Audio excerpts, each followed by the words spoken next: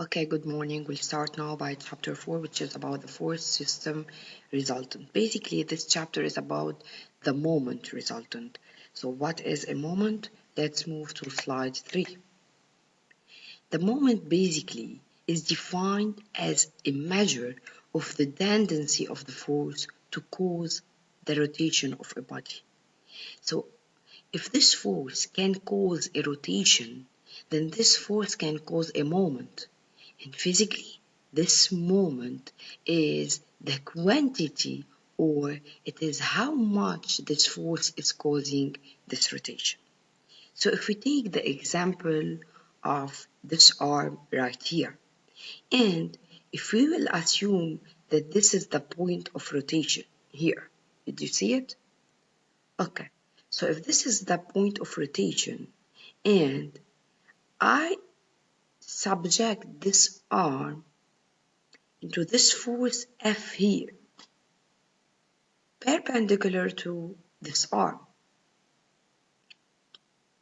I can see that it is very easy to rotate this arm with a very small force exerted by my finger. So it is very easy to rotate this arm, which means that this force here has a moment of rotation around this point here, which is the point of rotation. Now, if I decrease this distance and I exert the same force here, you can see that this force here, which is the same as this one, it is very hard to rotate this arm. So there is a moment because there is a rotation, but when this distance decreases, the rotation will be much harder, which means this moment of rotation is proportional to the distance. On the other hand, this moment of rotation is also proportional to the force. For example, if I exert a small force, there will be a small rotation. Now, if I exert a big force, there will be a big rotation. This means that a moment is proportional to F, which is the force, and D, where D is the distance between this force and this point of rotation. We will talk later in details about D. In fact, M is equal to F times D, and this is the value of the moment. Now, let's take the first example where this force here is perpendicular to this arm, okay? So this is the force, it is perpendicular to the arm. D is basically the distance from F to the point of rotation, which is here along the arm. For the second figure, F is not perpendicular to the arm, and now, guys, M will be F times D prime and not D. What is D prime? Basically, D prime is the perpendicular distance from F to the point of rotation. Which means, guys, that this D here is the perpendicular distance from the force F to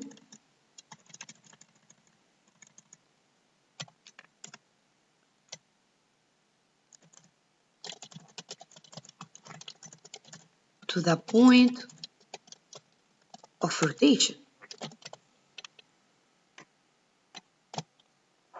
That's why, guys, here, when F is perpendicular to the arm, this will be D, because I have already that F is perpendicular to this arm.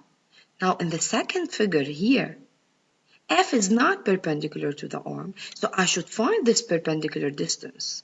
Now how to find it? I know that this is D, then this is the opposite side of this triangle, and I know that this is theta, which means that this one is what?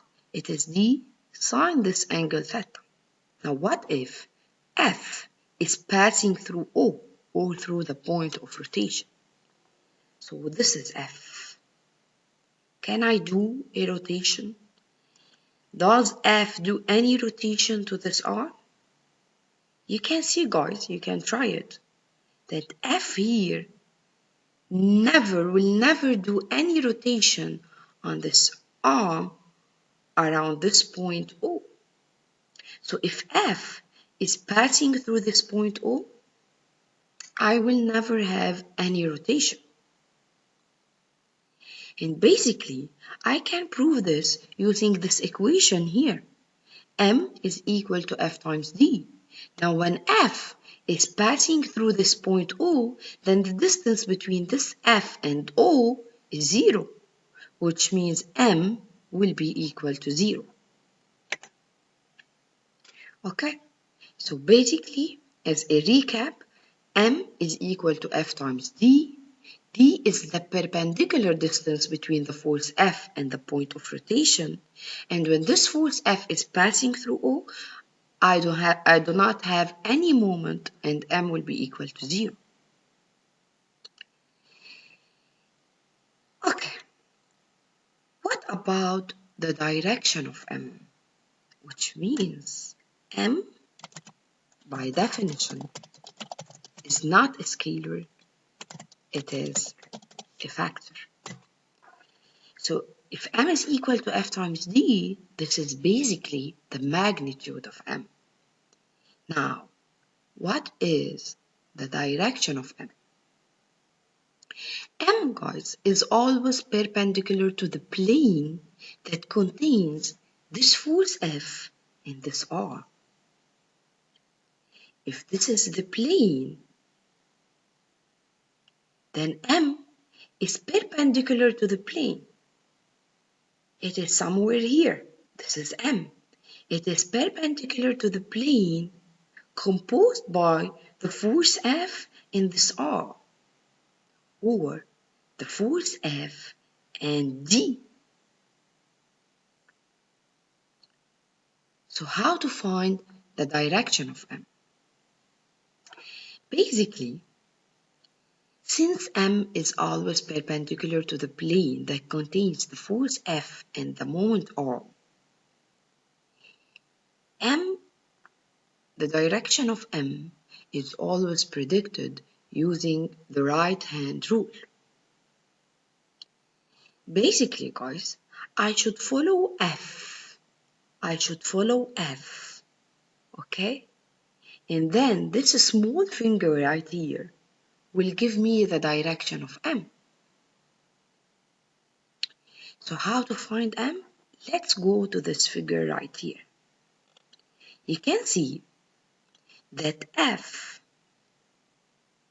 is doing a rotation in this direction, which means that M is upward.